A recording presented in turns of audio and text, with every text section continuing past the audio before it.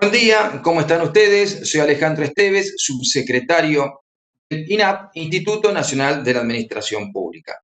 Continuamos con el seminario Las políticas culturales y la economía política del desarrollo a cargo del docente Pablo Andrés Castaño. La clase de hoy es la clase número 3 que trata sobre las políticas culturales y la economía política del posdesarrollo, las plataformas digitales. Miren qué tema, las plataformas digitales. Y tiene como objetivo, esta clase de hoy, caracterizar las estrategias de digitalización de las políticas culturales en el contexto de especialización flexible del llamado capitalismo de plataformas. El tema de acceso a Internet, las relaciones de producción y consumo en las plataformas digitales, las dimensiones globales de las plataformas digitales, el impacto de los servicios culturales, la reorganización institucional, las nuevas identidades y las demandas de la ciudadanía serán tratadas en este curso. Muchas gracias. Los dejo a cargo del docente. Hola a todos y todas. Continuamos con este seminario, las políticas culturales y la economía política del postdesarrollo. En esta tercera clase vamos a hablar de las políticas culturales y las plataformas digitales.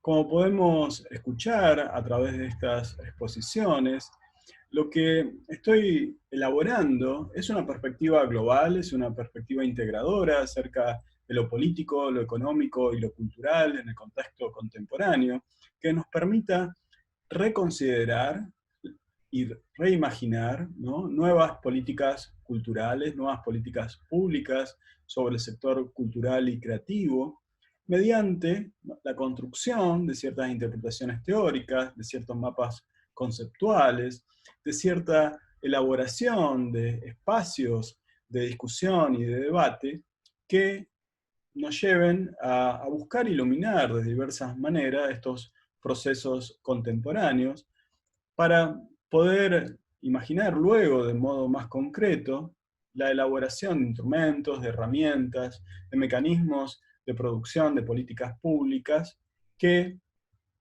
sostengan, que aporten, ¿no?, a la formación de sociedades más democráticas en términos de toma de decisiones, de distribución de recursos, de socialización del valor económico y del valor cultural a través de toda la ciudadanía de cada estado.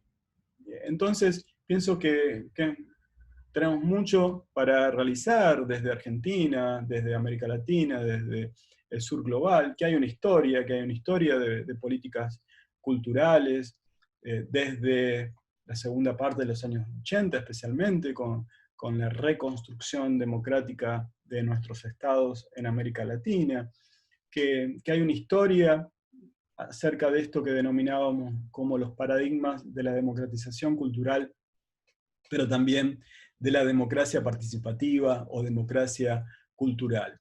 Y que es son perspectivas históricas que necesitamos readaptar, reconsiderar, pero al mismo tiempo emplear para resolver, ¿no?, los desafíos, las tensiones, las dificultades del presente, de un presente a su vez caracterizado en este año 2020 por una nueva coyuntura aún más difícil, ¿no?, producto de la pandemia del COVID-19. Entonces, en esta perspectiva integral, en esta perspectiva acerca de las transformaciones globales entre lo económico, lo político y lo cultural, es que, como explicaba en la segunda clase, me interesa reconsiderar fuertemente ese pasaje, esa transición, esa transformación del denominado capitalismo fordista a un régimen de acumulación flexible, para decirlo en términos de David Harvey, un crítico con base en estos momentos en Estados Unidos, y de otros críticos contemporáneos, como Robert Brenner, como David McNally, como Julio Bodio en el contexto argentino, como Fernando Coronil en el contexto latinoamericano más amplio, que piensan, que han escrito acerca de las transiciones de lo que solemos coincidir en denominar capitalismo fordista, hacia una formación de capital y de Estado diferente, ¿no?, desde los años 70 para los diversos autores y autoras, más allá de las distintas posiciones, matices y discusiones entre lo que podríamos denominar a grandes rasgos como economistas ortodoxos neoliberales o economistas heterodoxos neokeynesianos o críticos de economía política. Más allá de las diversas posiciones, interpretaciones y matices, hay algo que me parece que en común, que lo que encontramos en común es cierto proceso histórico conceptualizado ciertamente de diversas maneras, interpretado políticamente de diversas maneras, y proceso histórico a mí me interesa leer en función de ese pasaje de un llamado capitalismo fordista a un régimen de acumulación flexible. ¿Qué quiere decir esto? Bueno, quiere decir que en términos de David Harvey, en su libro La condición de la posmodernidad, para Harvey y otros autores encuentran, ¿no?, que el capitalismo fordista se había caracterizado por cierto modo de regulación y régimen de acumulación. No quiero extenderme mucho en estas categorías teóricas específicas, provienen de la denominada escuela francesa de la regulación, autores como Alain Lippietz, como Robert Boyer, como Michel Aglietta, que elaboran acerca de que el capitalismo para funcionar requiere de una imbricación entre producción y consumo, entre inversión en los medios de producción y expansión del consumo. Y que el capitalismo había, en su momento fordista, ¿no?, en función del nombre de Henry Ford, que imaginó la línea de montaje en las fábricas automotrices, el capitalismo fordista le había encontrado cierta, por lo menos, solución durante un par de décadas a este proceso al imbricar de manera efectiva las relaciones entre aumento del empleo, aumento de la productividad, aumento de los salarios, expansión, por ende, de la producción de mercancías, mayor consumo y reinversión constante por parte de las empresas de las ganancias y de las utilidades obtenidas en ese proceso continuo de generación de nuevas mercancías. Empleo masivo, producción masiva, consumo masivo de muchas mercancías para todos los consumidores y consumidoras, pero con pocos formatos, ¿no? Y que caracterizaba, como explica David Harvey, todos los sectores de producción capitalista, tanto en el norte global como en lo que se va a llamar, por ejemplo, en términos de Alain Lippietz, como capitalismo o como fordismo periférico, que caracterizaba, por ejemplo, ciertamente la industria automotriz, pero también toda la producción cinematográfica de Hollywood. Por ejemplo, Toby Miller, en su libro sobre Hollywood global, explica muy bien que en la década del 30, en la década del 40, el Hollywood clásico también se caracterizaba por la producción estandarizada de películas, por lo que Adorno y Horkheimer, en un capítulo titulado La industria cultural del libro La dialéctica de la ilustración, llamaban la estandarización de los guiones, la estandarización de la manera de filmar, la estandarización de cuánto tenía que durar una canción en la radio, la estandarización en toda la producción de estadísticas, en toda la medición, por ejemplo, de las audiencias en la radio, ¿no? Todos los estudios de audiencias y los estudios de públicos y de lectores. Bueno, todo esto también era característico del llamado capitalismo fordista, pero que, como explica David Harvey, a lo largo del tiempo va encontrando ciertos problemas, ¿no? Hacia finales de los años 60 los problemas eran cada vez más evidentes, y que se intensifican en las lecturas de Harvey o de Robert Brenner sobre comienzos de los años 70 en el norte global y podríamos decir, revisando historia económica, política y social de Argentina, vía, por ejemplo, un autor como Mario Rapoport, podríamos ver los datos de ciertos problemas a comienzos de los años 70, en términos de inflación, en términos de parálisis del comercio exterior, etc. Bueno, en el contexto del norte global, con epicentro en Estados Unidos, esto implicaba la emergencia de nuevos centros de acumulación, Japón y Alemania en concreto, una caída, un deterioro de los aumentos de productividad, un mayor impacto de la lucha de clases, de trabajadores, con nuevas demandas por socializar el valor producido realmente en el contexto de la fábrica, ¿no? Pese a los buenos salarios. Como sabemos, buenos salarios no son, no quiere decir que no haya extracción de valor de acuerdo a una óptica de crítica de economía política.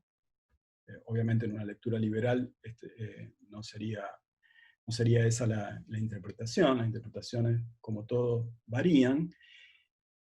Pero el punto clave, digamos, que quiero resaltar es cómo para Harvey, ¿no? Hay un pasaje, hay una transición, hay un desplazamiento de ese régimen de acumulación del capitalismo fordista hacia algo que va a denominar régimen de acumulación flexible. Hay otros nombres posibles, ¿no? Como capitalismo neoliberal, como capitalismo post-fordista, o postindustrial incluso, o sociedad de la información, o sociedad de red. Pero me interesa la categoría de régimen flexible de acumulación porque entiendo que capta muy bien, ¿no? Esa cuestión central, que es que el capitalismo fordista, en términos capitalistas, se había tornado demasiado rígido, ¿no? No podía salir del estancamiento de comienzo de los años 70, producto de los factores determinantes que mencionaba, no podía salir de ese estancamiento porque su formato era demasiado rígido en términos de producción, de empleo, de circulación y de consumo de mercancías, ¿no? La palabra clave, sostiene David Harvey, para describir ese capitalismo fordista era rigidez, ¿no? Que ciertamente tanto las empresas como los procesos, como los estados, en el marco de esos nuevos procesos económicos de los años 70, van a actuar políticamente luego de distintos modos, ¿no? Como sabemos, ese pasaje hacia el neoliberalismo en el contexto latinoamericano estuvo dado por las dictaduras, tanto en el Cono Sur como en otros países de América Latina, y esto sin duda es clave, ¿no?, de cuestionar. Es decir, la transición del fordismo a un régimen de acumulación fordista, flexible, no es políticamente igual en todas partes, ¿no?, aunque hay tendencias en común. Pero en términos estrictamente de la dinámica capitalista, lo que encontraríamos en común en términos de Harvey es ese pasaje de flexibilización, ¿no? Que, como vamos a ver, esto es fundamental para entender el rol, las dinámicas de las llamadas plataformas digitales o capitalismo de plataformas o economía del acceso, para decirlo siguiendo un crítico argentino antes de que se hablara de plataformas, Julio Godio, que hablaba de la economía del acceso. Para entender todo esto necesitamos considerar esas transiciones desde comienzo de los años 70 hacia adelante, ¿no? Y que tienen que ver, para Harvey, con toda una especialización flexible en la producción de mercancías simbólicas, por ejemplo, ¿no? Si antes, imaginemos, sobre los años 40, los años 50, en la televisión analógica había pocos canales de televisión, bueno, esa especialización va a ser con el tiempo cada vez mayor. En los años 80 vamos a encontrar los canales de televisión por cable, vamos a encontrar el consumo de películas en videocassette, por ejemplo, con todos los géneros posibles de elegir.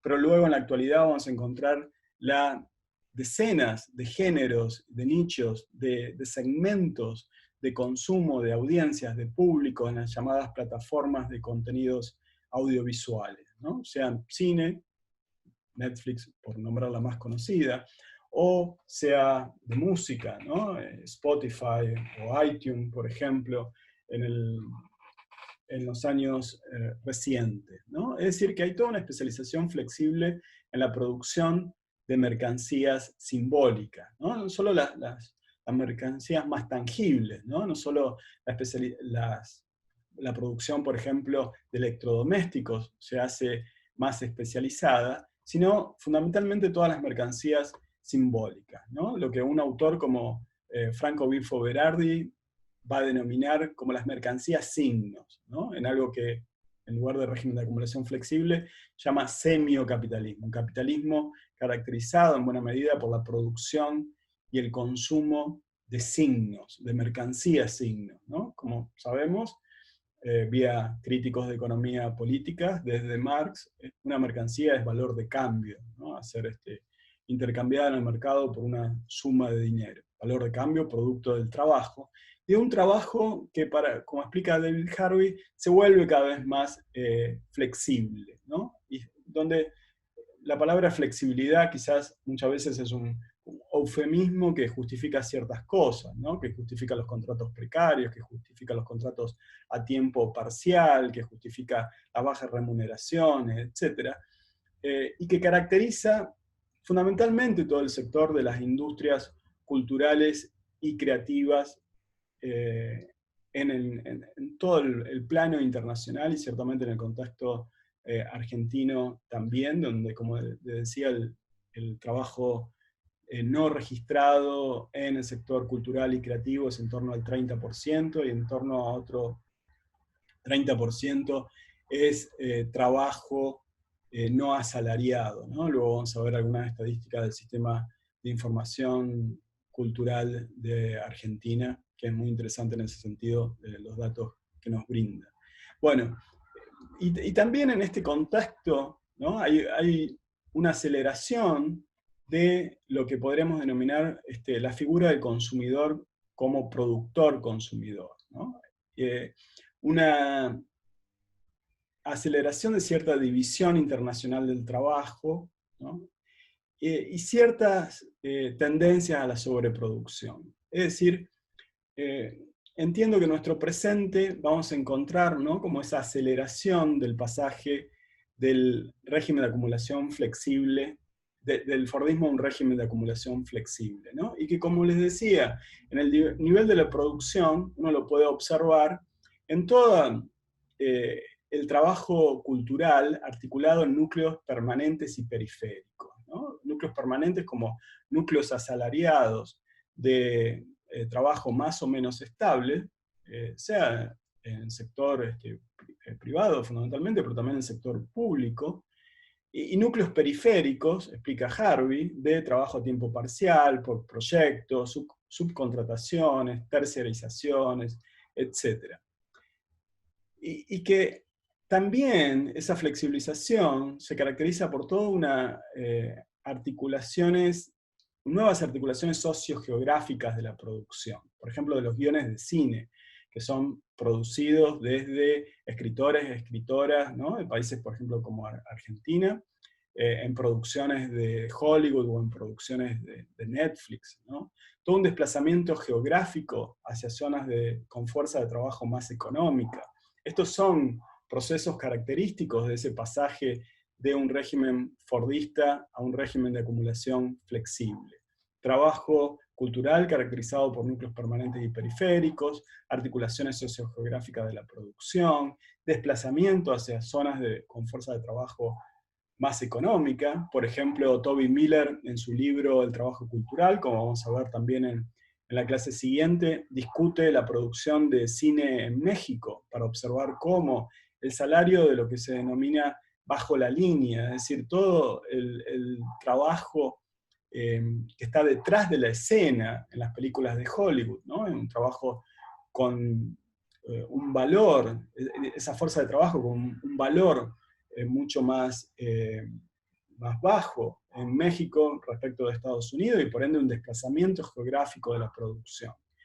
Fusiones y adquisiciones es otro signo de estas transformaciones a nivel de la producción en el régimen flexible.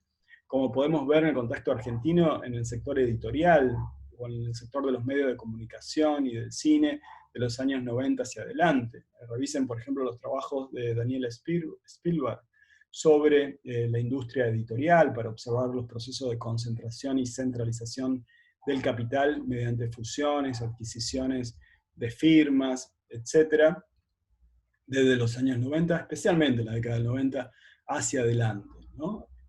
También formas de subcontratación y trabajo autónomo caracterizan, ¿no? Este régimen de acumulación flexible en términos de Harvey.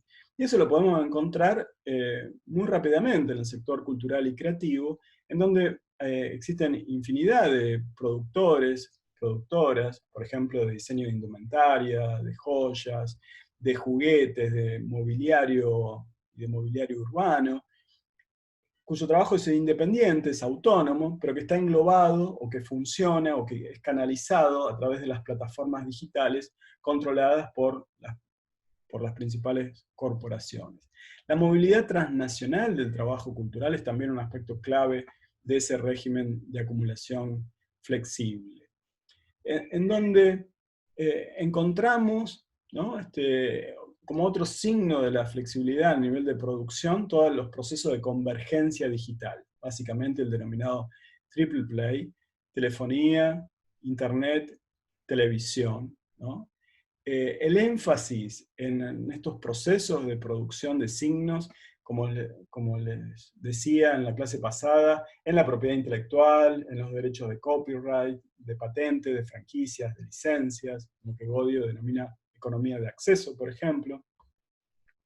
Toda la financiarización de la producción simbólica es también clave en esta flexibilización del capitalismo, para decirlo de algún modo, ¿no? Encontramos que, por ejemplo, bancos e instituciones financieras producen espectáculos, ¿no?, y gestionan teatros o gestionan recitales.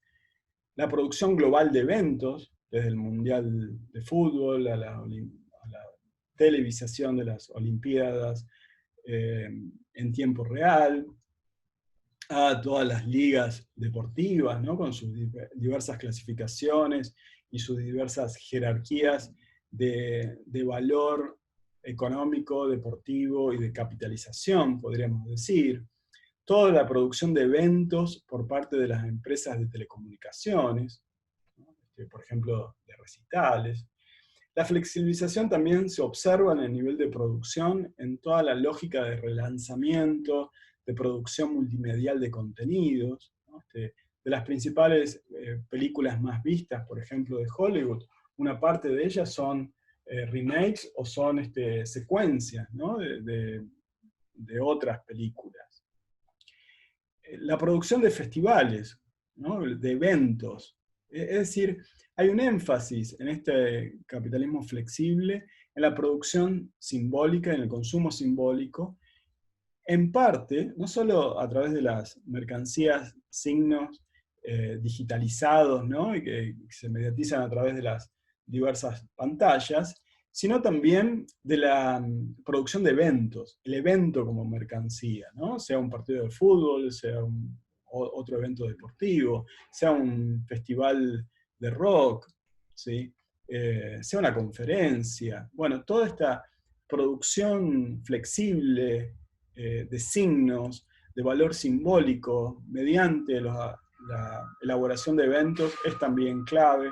Por eso, como decía en la primera clase, una parte de las políticas culturales está enfocada en la producción de espectáculos y festivales, y tiende a predominar sobre la producción, la administración, ¿no?, la elaboración de programas sustentados en talleres, en centros culturales o en programas barriales, aunque estos son muchas veces reformulados en lógicas, a mi entender, con una clave más asistencial. Y esto es discutible, pero entiendo que es un proceso interesante a observar. Es decir, volviendo, para pensar, ¿no?, esa relación entre políticas culturales y plataformas, necesitamos reconsiderar el paso de un régimen de acumulación fordista a una situación más flexible, dinámica, ¿no?, especializada del capitalismo contemporáneo. Y lo que observamos en los minutos pasados, lo busqué explicar en el nivel de producción, ¿no?, que estoy distinguiendo de un modo meramente analítico, en el sentido de que actualmente producción, circulación y consumo están imbricados, están integrados, ¿no? Pero en términos analíticos podemos distinguir entre lo que sucede en la producción de mercancías, signos o eventos, y también en el nivel de circulación y en el nivel de consumo. Por ejemplo, en términos de circulación, toda la prensa online, ¿no?, esta desaparición o esta tendencia, ¿no?, a que no se vendan periódicos impresos, por ejemplo. todas las plataformas de contenidos audiovisuales, como mencionaba, Netflix, Spotify, que vamos a ver más luego, toda la producción de contenidos por suscripción y gratuitos, ¿no? Y a veces por suscripción y gratuitos al mismo tiempo, dependiendo del contenido, ¿no? El diario, por ejemplo, la revista o el canal de televisión en la plataforma puede elegir qué contenido va por suscripción y qué contenido es gratuito, ¿no? Y en buena medida, la generación de nuevas políticas públicas también tiene que ver con esto, ¿no?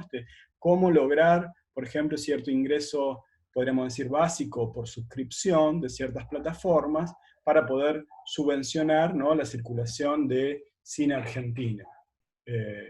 Donde por ejemplo en la plataforma de Cinear, ciertos contenidos son de acceso universal gratuito y otros, como estrenos, serían pagos. Bueno, toda esta combinación especializada es característica del régimen actual, del régimen económico actual, ¿no?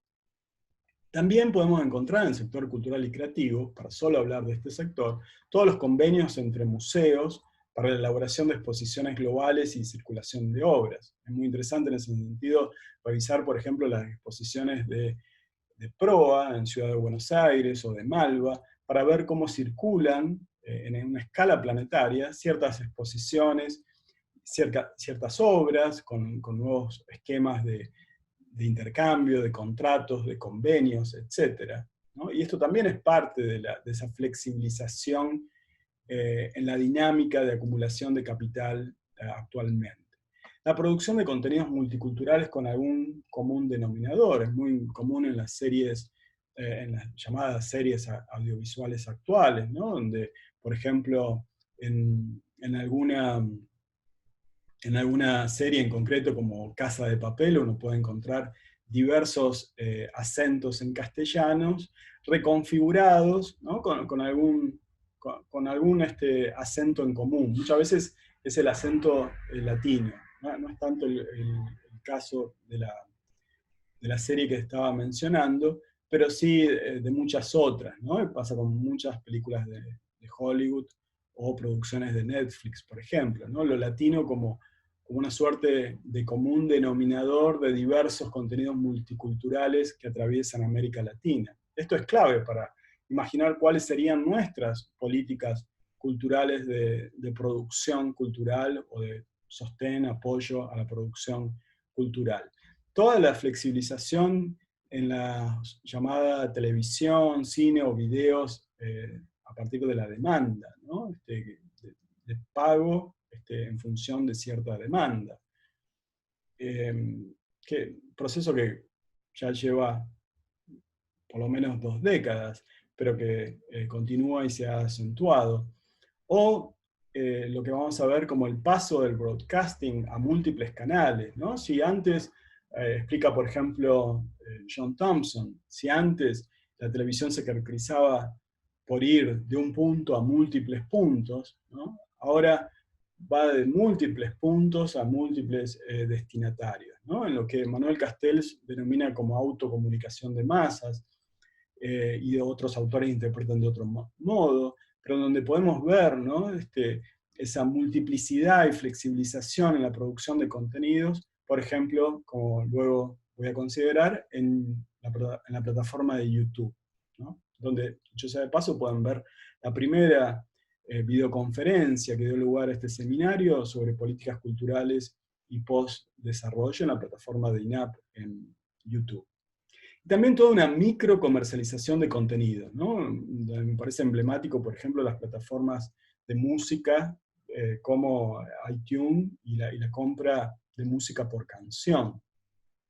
Todo el relanzamiento simultáneo en diversas localidades geográficas, ¿no? Los lanzamientos simultáneos en diversas localidades geográficas de ciertas, por ejemplo, películas, ¿no?, o ciertos bestsellers, como la producción flexible implica una escala, cierta escala planetaria, ¿no? No quiere decir todo el planeta, quiere decir cierta escala, simultáneamente en diversas localidades geográficas. Toda la comercialización y el consumo de aplicaciones en teléfonos celulares, los dispositivos con múltiples funciones, los videojuegos que funcionan en tiempo real en una escala planetaria, ¿no? El juego de videojuegos, por ejemplo, en plataformas como Twitch, o en las plataformas de juegos de YouTube, eh, eh, o la generación de videos a partir del juego de videojuegos, ¿no? El paso de la radio al podcast, ¿no? También como nuevos segmentos especializados de producción, circulación y consumo. Nuevos canales de distribución en donde es sumamente importante todo el caso, por ejemplo, de Amazon, ¿no? Y esa articulación de las tiendas online y los sistemas de distribución, cuyos monopolios también son objetos de fuertes discusiones en una mirada global crítica, ¿no? Las redes sociales digitales como nuevos circuitos, ¿no? Formas de comercialización, difusión y consumo, como la red social integra la difusión con la comercialización y el consumo, a partir de la mercantilización de los datos, ¿no? de los usuarios, de las usuarias de las redes, que como sabemos no es el dato del individuo, ¿no? Identificado en términos personales, sino que es el individuo abstraído, ¿no? Son los datos de, bueno, a X personas tienen X gustos, ¿no? Visitan X sitios web, tienen X referencias financieras, tienen X prácticas online, etcétera, etcétera, ¿no? Esto es lo que es mercantilizado luego por las redes sociales digitales. Es decir, que toda la transformación de la circulación en términos de ese paso de Fordismo al régimen de acumulación flexible, lo podemos observar muy bien en los cambios de circulación en el sector cultural y creativo. Y junto a esto, los cambios en el consumo, ¿no? La formación de nichos especializados, la formación, por ejemplo, de denominadas editoriales independientes, ¿no? De toda la clasificación de contenidos, pueden ver, por ejemplo, las plataformas de cine en ese sentido, la personalización que implica de los contenidos, ¿no? Cuando visitamos cierta plataforma digital, por ejemplo, una librería online, luego nuestro posterior acceso está personalizado en función de lo que hicimos antes y en función de lo que hicieron otros usuarios, usuarias con similares tendencias de comportamiento online, podríamos decir, ¿no? Es decir, que la mercancía es personalizada, personalizada en el sentido de estar dirigida a un objetivo específico, ¿no? E inclusive los formatos de lenguaje que utilizan, por ejemplo, las plataformas digitales. Todos los cambios en el espacio físico de consumo de las mercancías. Por ejemplo, antes el consumo de televisión era el consumo de la televisión en el living familiar. Bueno, hoy el consumo de contenidos audiovisuales puede ser en la televisión en el living, con una familia transformadas, rearticuladas, ¿no? Con nuevas formaciones de núcleos familiares, pero también en el celular, también en una tableta, también en el viaje al trabajo, cuando viajamos al trabajo, o en otros contextos, ¿no? El contexto, por ejemplo, de un campus universitario, etc., ¿no? Hay un cambio del espacio físico, hay una especialización, una flexibilización del espacio físico de consumo de contenidos audiovisuales, que se observa también, por ejemplo, en el denominado turismo virtual, ¿no? Es decir, viajar mediante lo virtual, ¿no? Viajar navegando por internet. No solo gestionar el viaje o administrar el viaje, ¿no? o comprar los diversos segmentos de mercancías que componen un viaje, sino también la posibilidad de la mercantilización de esa opción de turismo virtual, ¿no? Por ende, los tiempos de consumo también se vuelven como más instantáneos y más prolongados al mismo tiempo, ¿no? Una suerte de paradoja. Por un lado, los consumos de tiempo de las mercancías tienen que ser más breves. Piensen, por ejemplo, en la duración de los videos, de nuevo en un canal como YouTube, o la eliminación de las introducciones de ciertas canciones en las plataformas digitales, la producción de canciones, eliminando las introducciones largas para que sea más instantáneo el tiempo del consumo esencial de determinada canción. Esto es muy característico de los tiempos actuales de consumo. En el contexto académico, por ejemplo, la producción, en algunos contextos académicos al menos, de cursos más intensos por la cantidad de contenidos en menor tiempo, ¿no? Pero el que al mismo tiempo muchas veces implica cierta prolongación, ¿no? de intensidades en lo que en términos coloquiales a veces escuchamos como una maratón de series, por ejemplo. Bueno, también toda una nostalgia por productos artesanales y de otra época, ¿no? El consumo de nostalgia es muy característico de este nuevo escenario de capitalismo flexible o de régimen de acumulación flexible en términos de Harvey. Lo que vamos a ver también como característico en el nivel de consumo, los procesos de vigilancia de consumidores, consumidoras, ¿no? En inglés se dice surveillance, como los esquemas de control, ¿no? De monitoreo de consumidores, de consumidoras, de usuarios, usuarias, por ejemplo, de redes sociales digitales. Por ejemplo, en la muy debatida cuestión esencial de pensar, que son los términos de los contratos de privacidad en el uso de las redes sociales digitales particularmente. Y también, junto a ello, ¿no? Lo que vamos a ver como el trabajo de consumidores productores, ¿no? Lo que se llama prosumidores, porque estaríamos consumiendo, pero al mismo tiempo produciendo contenido, ¿no? Cuando, por ejemplo, comentamos un posteo en una red social como Facebook, o un comentario en YouTube, ¿no? Bueno, en ese sentido no solo estamos consumiendo con un me gusta el posteo que vemos, también estamos produciendo algo, estamos produciendo un me gusta. Y eso sostienen diversos autores, como Christian Fuchs, que les recomiendo leer para todas estas discusiones, observan cómo, ¿no?, se mercantiliza esta continua generación de datos que producimos en nuestra interacción online, que, como vamos a ver, no significa la interacción de toda la sociedad, todo el momento y de la misma manera, ¿no? Sino es clave también pensar en las desigualdades en esos circuitos, ¿no?, del capitalismo digital global, podríamos decir. Bueno, como sea, entonces entiendo que reconsiderar ese pasaje del capitalismo fordista a un régimen de acumulación flexible es clave para conocer en qué situación estamos en el sector cultural y creativo y las políticas culturales que los estados elaboran en relación a las llamadas plataformas digitales. Los nombres, como dice la diapositiva, pueden cambiar. Lo podemos denominar régimen de acumulación flexible, o capitalismo neoliberal, o capitalismo cognitivo, semiocapitalismo, capitalismo tardío, etc., ¿no? Los nombres son discutibles. La mayoría de estos nombres, desde un punto de vista crítico, prestan suma atención, ¿no?, y apuntan a que estamos hablando en definitiva de cierto modo de producción, cierto régimen de acumulación, a diferencia de lo que sostienen alguna ciencia económica o algunos economistas.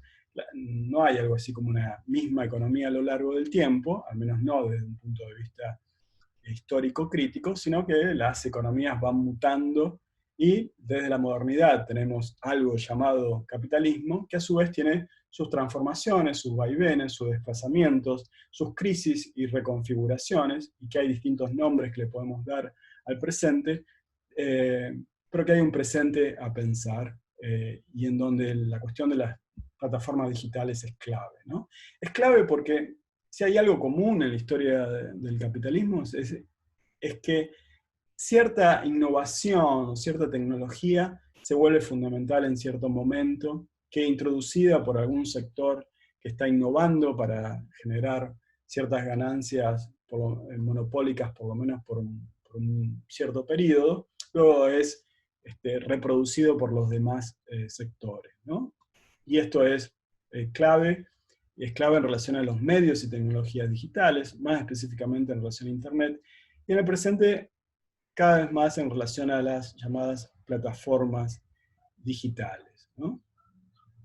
En donde, como explica Néstor García Canclini, por ejemplo, o Nicolás Graham, hay también un cambio, ¿no?, en el tiempo, ¿no? Un poco pasamos del tiempo largo de las instituciones culturales, sostiene García Canclini, al tiempo corto, ¿no?, o el tiempo breve, instantáneo, de la producción, la circulación y el consumo digital. Y esto es fundamental de observar, ¿no? García Canclini va a decir, de la radio al podcast, ¿no?, de la televisión a YouTube, del cassette a Spotify, del zapping a googlear, podremos decir, de la consola de videojuegos a los juegos en línea, ¿no? Esto implica ver los cambios de prácticas y de cambio de producciones culturales desde los años 80 hacia adelante, por ejemplo, ¿no?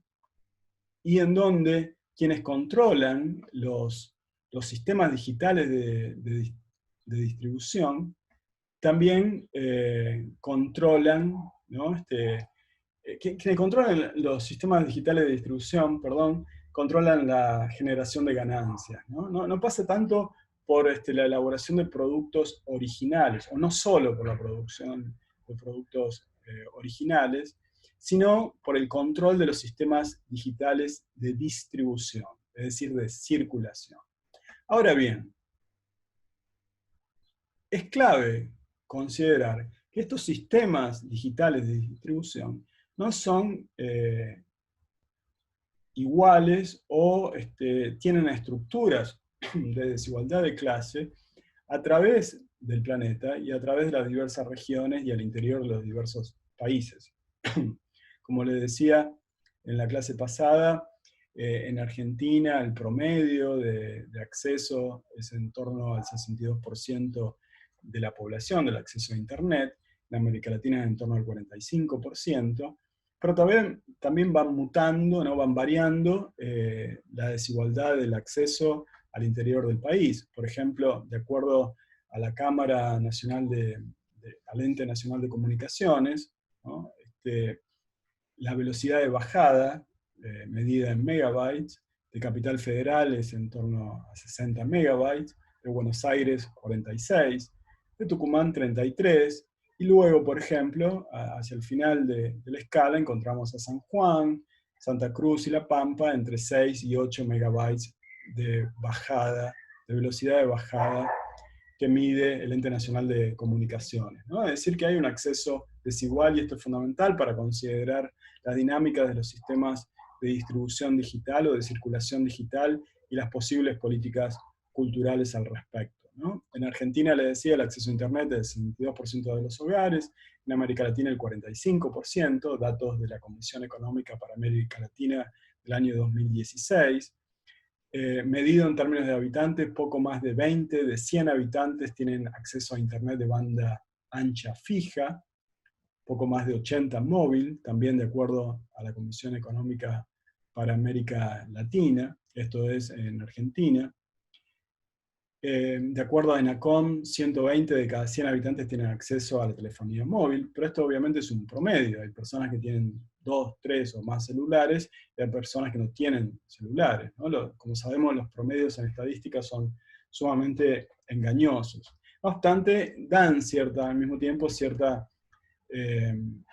luz sobre las tendencias. El 64% de los hogares cuentan con Internet fijo, un poco más, de acuerdo a datos recientes de ENACOM del año 2020, en torno a solo el 12% esos accesos son de fibra óptica. Y de nuevo, el acceso es sumamente desigual. En Formosa, desde el 31% de los hogares, en la ciudad de Buenos Aires sería de más del 100% de los hogares. Ahí yo revisaría la estadística, pero es lo que lo que están mostrando las estadísticas actualmente, ¿no? Revisaría este último dato de Ciudad de Buenos Aires, ¿no? Me gustaría ver nuevas estadísticas al respecto.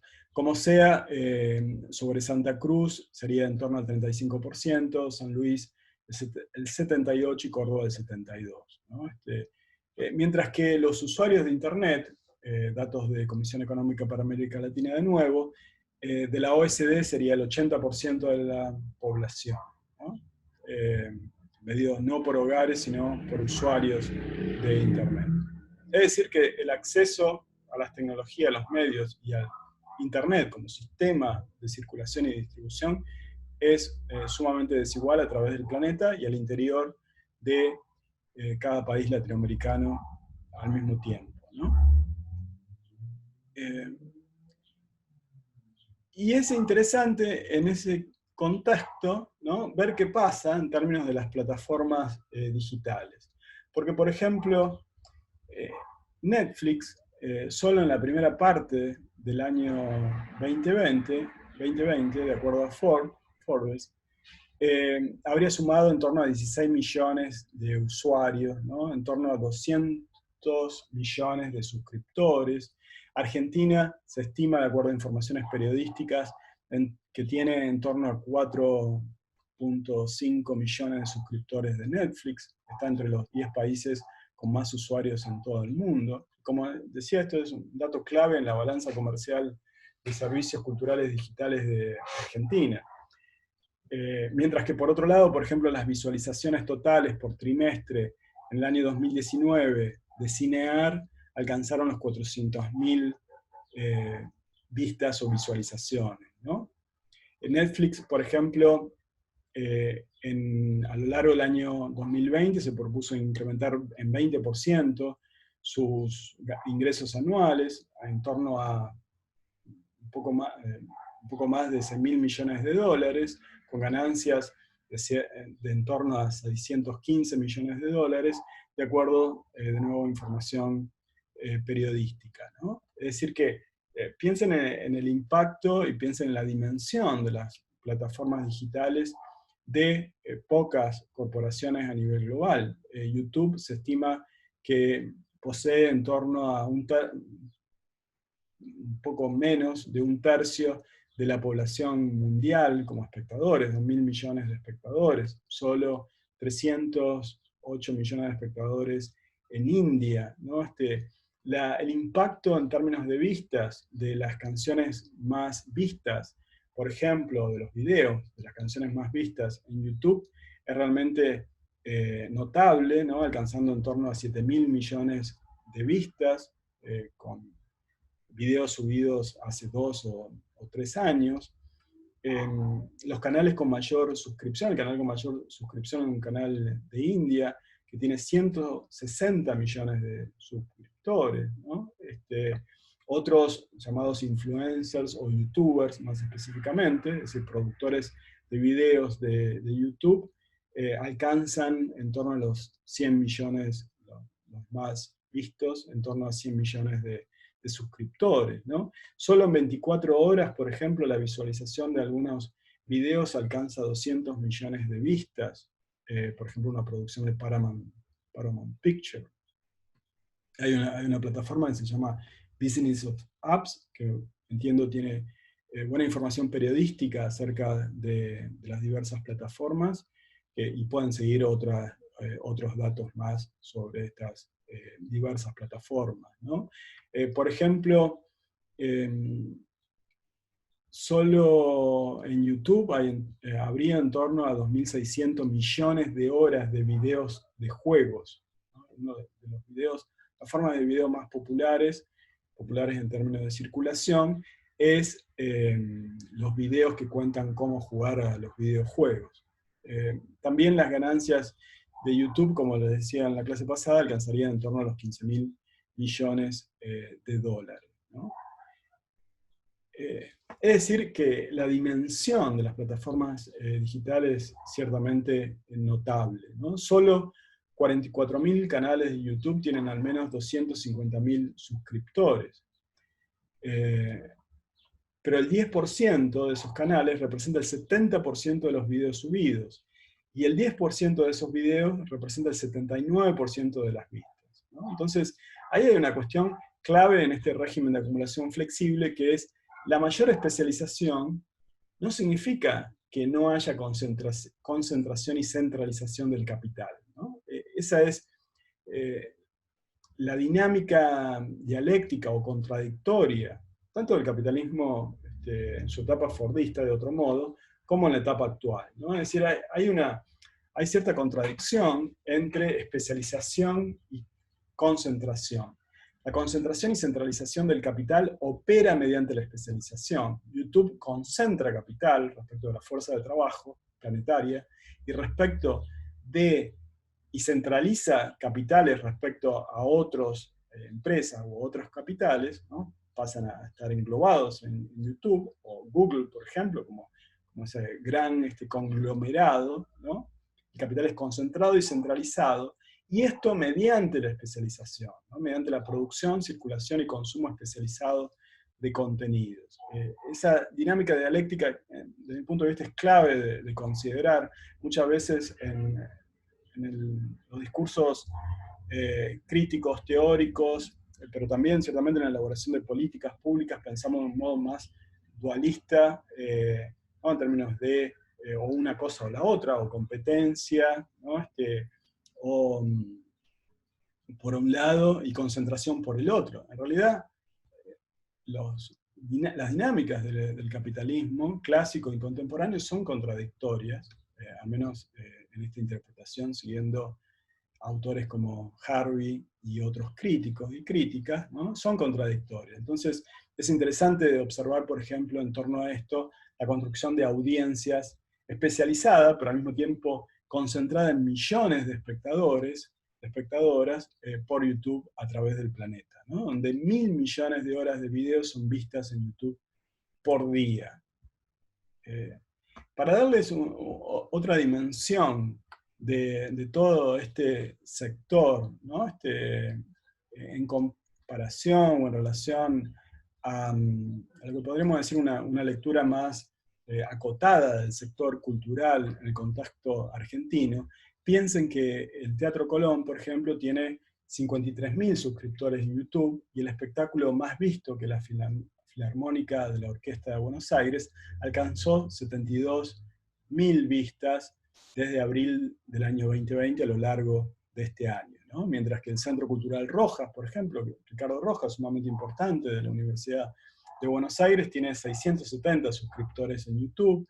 El Centro Cultural Recoleta, con el video, canción de Zoe Gotuso, alcanzó 181.000 vistas desde octubre del año 2020. La Orquesta Sinfónica de Córdoba tiene en torno a 584 suscriptores. La Usina del Arte, menos de 2.000, ¿no? INAP, 6.700 suscriptores. Piensen que estamos elaborando un curso en el contexto de una plataforma digital estatal que reúne trabajadores y trabajadoras, funcionarios y funcionarias de todo el Estado, tiene 6.700 suscriptores, y estamos hablando de un Estado, y piensen en la dimensión, ¿no? De las plataformas digitales como YouTube o Netflix, para un poco considerar de lo que está en juego en términos políticos, económicos, culturales, en la escena cultural contemporánea. Entonces, hay una serie de cuestiones claves a pensar en las plataformas digitales, ¿no? Las plataformas son el vínculo de conexión entre producción, circulación y consumo. El capital funciona mediante el control de las plataformas digitales actualmente, ¿no? En buena medida porque, como les decía, absorbe todo el trabajo de los llamados prosumidores, ¿no? Toda una producción de valor gratuita, no remunerada, ¿no? En las redes sociales digitales, en las plataformas digitales, o parcialmente remunerada, ¿no? Es muy interesante la ansiedad por aumentar el número de suscriptores de muchos productoras de YouTube. Es sumamente entendible en el sentido de que el ingreso aumenta a medida que va aumentando la cantidad de espectadores y espectadoras espectadoras, la remuneración es 0,000, me decía una música hace poco en el contexto de Ciudad de Buenos Aires. Es decir que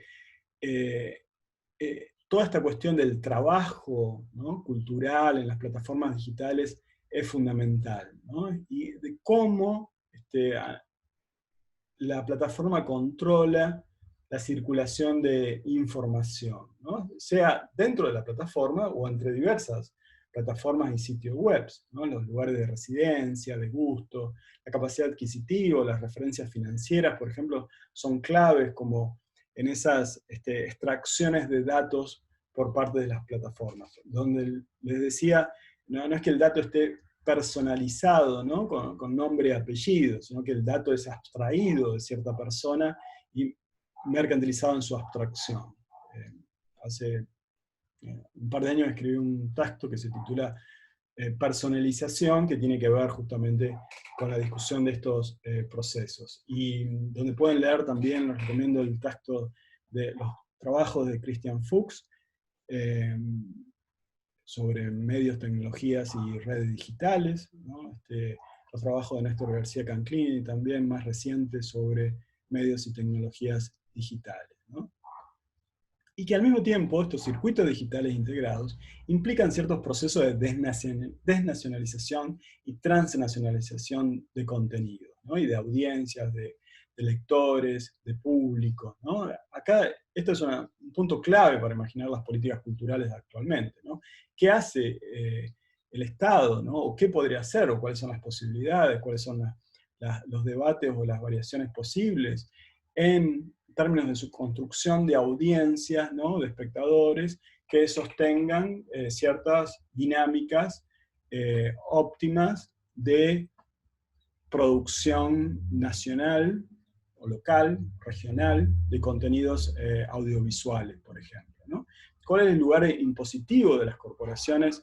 Es otra cuestión fundamental a observar, ¿no? Bien. Junto a esto, ¿no?, hay una serie de dinámicas culturales, podríamos decir. Muchos autores comentan sobre la crisis de las instituciones de las llamadas instituciones de encierro, ¿no?, siguiendo a un crítico como Michel Foucault, que habló de las instituciones de encierro, de las sociedades de disciplina, ¿no? Entonces habló Foucault de las escuelas, de las cárceles, de los hospitales, de las viviendas de la familia nuclear, como, ¿no?, escenarios de disciplinamiento de los cuerpos, ¿no?, en ese libro de Foucault, ¿no?, Vigilar y castigar, el panóptico, por ejemplo, en las cárceles, ¿no?, el sistema de control en las fábricas, etc. Bueno, para algunos, para algunos críticos y críticas, ¿no?, prestan atención en esos pasajes de las instituciones de encierro a sistemas de control abiertos, aparentemente abiertos, ¿no? Es decir, la disciplina, el control funciona mediante la regulación de los cuerpos en movimiento actualmente. El texto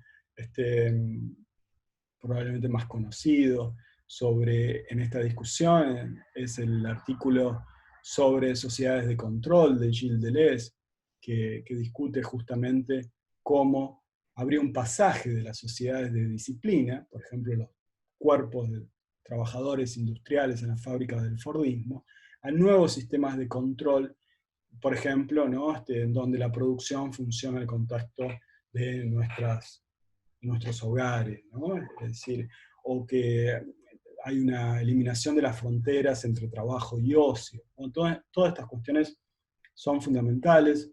Toda una aceleración en la mercantilización de gustos y opiniones. Instagram, por ejemplo, probablemente sea la plataforma más emblemática a observar en ese sentido, ¿no? Las variaciones en las mercancías, signos de infinidad de gustos y opiniones, ¿no? Y al mismo tiempo prestar atención en estas dinámicas culturales a las nuevas formas de lucha, de protesta, de demandas. García Canclini, en una exposición reciente sobre las instituciones fuera del lugar para la Universidad de Sao Paulo, que pueden ver en YouTube, que es muy interesante, habla de las rebeliones de los vigilados, por ejemplo, ¿no? Es decir, de cuerpos que ponen en cuestión estos nuevos sistemas de control en las plataformas digitales de las corporaciones y de los estados cuando no garantizan ciertamente los derechos de privacidad y de transparencia en la información, ¿no? Los movimientos de copyleft, los movimientos por de derechos comunes de publicación y de uso de las publicaciones denominadas de acceso abierto. Esto es muy importante en toda la producción académica y desde mi punto de vista un área poco explorada y clave de nuevas políticas culturales tiene que ver con la producción editorial académica, pero en un sentido también más amplio. Creo que hay mucho para elaborar en el contexto argentino respecto de esto, ¿no? Y en parte de ciertas editoriales de ciertas universidades lo están comenzando a hacer cada vez más, ¿no? La imaginación de nuevos sistemas de publicaciones abiertas que desafíen, ¿no? El control editorial por parte de las corporaciones. En el contexto académico es sumamente emblemático por las restricciones de acceso a ciertas publicaciones científicas, por ejemplo, ¿no? Es decir, que hay nuevos desafíos. García Canclini se pregunta también acerca de los museos. ¿Pueden los museos dejar de ser como instituciones que reservaban, que custodiaban las tradiciones o que eran guardianes de la memoria y promotores de la experiencia o de las vanguardias, sostiene García Canclini, para ayudarnos a ser lugares de construcción de ciudadanía y de sentidos de la vida en común? Algo de esto hay, por ejemplo, en todos la producción de eventos en el contexto de las noches, ¿no? Las noches como cierto lugar de imaginación de nuevos museos. Creo que hay mucho para revisar, pero también para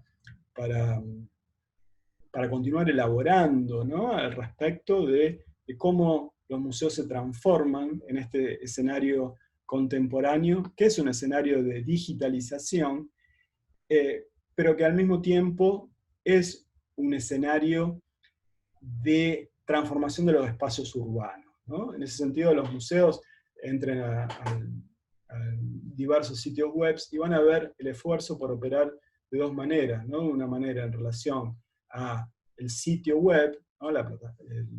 El sitio web del museo, ¿no? Por ejemplo, la mediatización de ciertos contenidos, pero también su espacio físico. Y no de un modo dual, sino pensando cómo uno potencia el otro y viceversa. Sucede también en el contexto académico en relación a las clases, ¿no? En los sistemas escolares de encierro, las clases son interminables de 4 horas, podríamos decir, y a veces continúan las clases de 4 horas, pero al mismo tiempo hay clases afuera, ¿no? de esas 4 horas, es decir, no es necesario 4 horas, puede ser menos tiempo y otra parte del tiempo de modo digital, ¿no?